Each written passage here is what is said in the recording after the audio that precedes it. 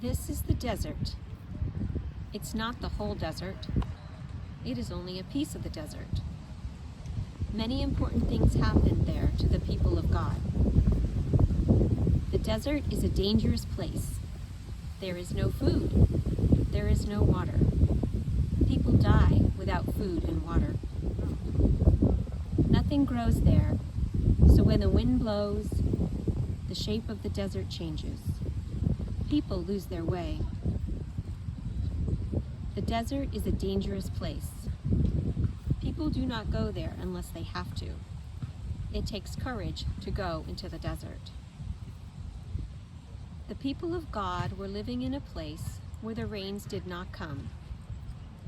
The crops had no water, so they could not grow. There was no grain to grind to make bread. Everyone was hungry.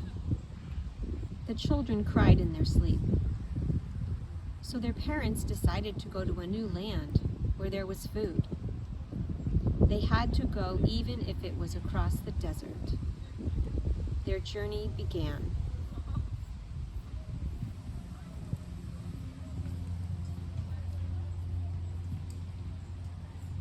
It was hard in the desert, but they kept going toward the land called Egypt.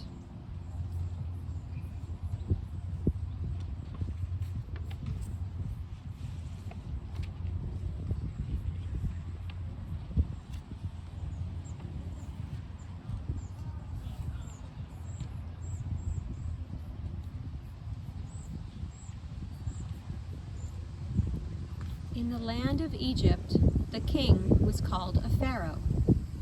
When the people came into the land of Egypt, they found food and work, but the pharaoh trapped them. They could not go home again. They had to do what the pharaoh said. They had to live where the pharaoh said. They had to get up when the pharaoh said. They had to go to bed when the pharaoh said. They had to eat what the pharaoh said. They had to do the work the pharaoh said. They had to do everything the pharaoh said. They were slaves. One of the people, whose name was Moses, came to the pharaoh and said, "Let my people go."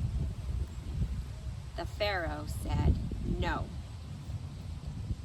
Moses went back many times to tell the pharaoh to let his people go, but the pharaoh always said no.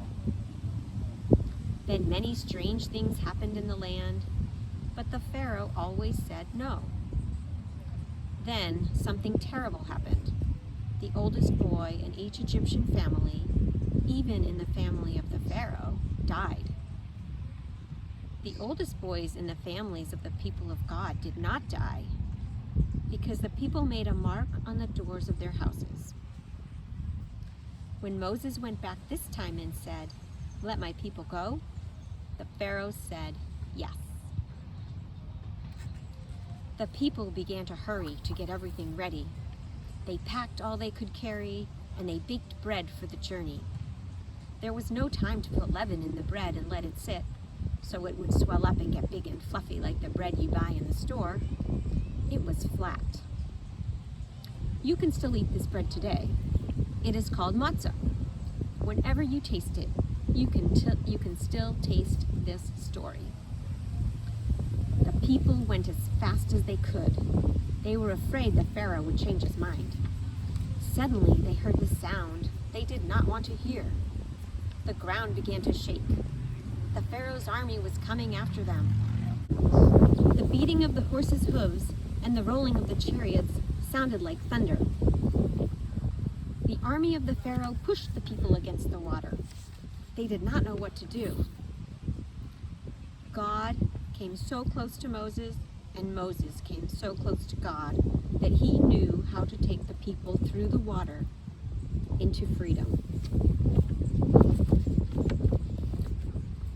When all the people were safe on the other side, the water closed behind them.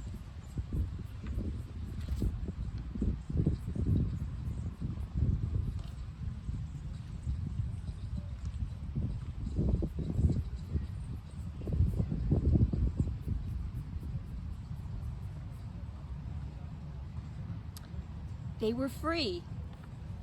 The army of the Pharaoh could not get them. Now, all of the people were free on the other side. They were so happy, they just had to give thanks to God. And Miriam led the dancing.